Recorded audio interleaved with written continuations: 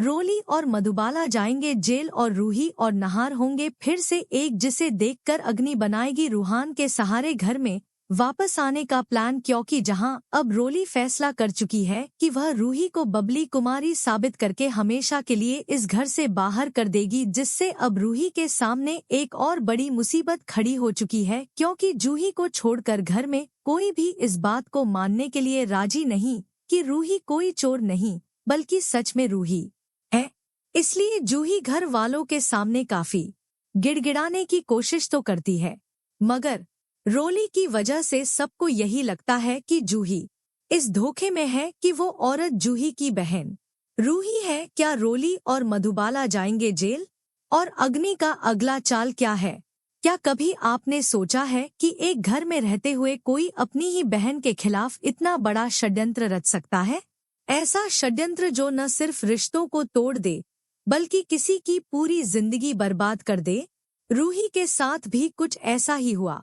जब तक उसे समझ आया कि उसकी सबसे बड़ी दुश्मन कोई और नहीं बल्कि उसकी अपनी बहन रोली है, तब तक बहुत देर हो चुकी थी। न सिर्फ उसकी पहचान पर सवाल उठाए गए बल्कि उस पर चोरी का झूठा इल्जाम भी लगा दिया गया। जूही जो बचपन से रूही के साथ रही जानती थी कि रूही कोई चोर नहीं, लेकिन जब पूरा घर रोली के बहकावे में आ गया तब जूही की एक भी बात किसी ने नहीं मानी। रोली ने तो हद ही पार कर दी। उसने पुलिस को फोन करके यह कह दिया कि एक औरत बबली कुमारी आया बनकर उनके घर में घुस आई है।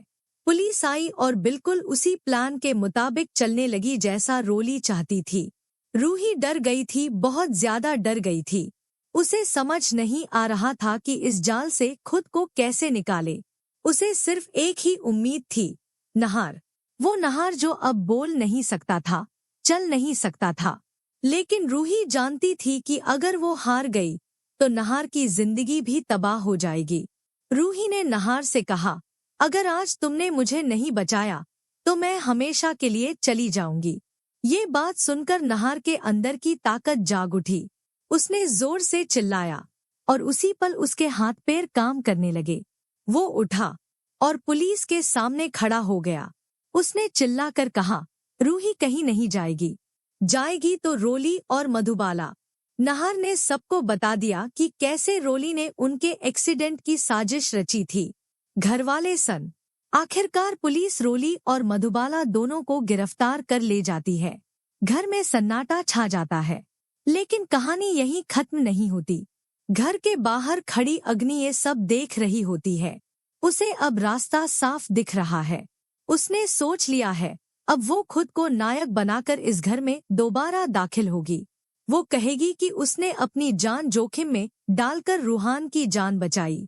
दादी, जो अभी तक सब देख रही है, परिवार के सामने ऐलान करेगी कि रूहान की देखभाल अब अग्नि ही करेगी और वो इसी घर में रहेगी। तो क्या अग्नि का प्लान कामयाब होगा?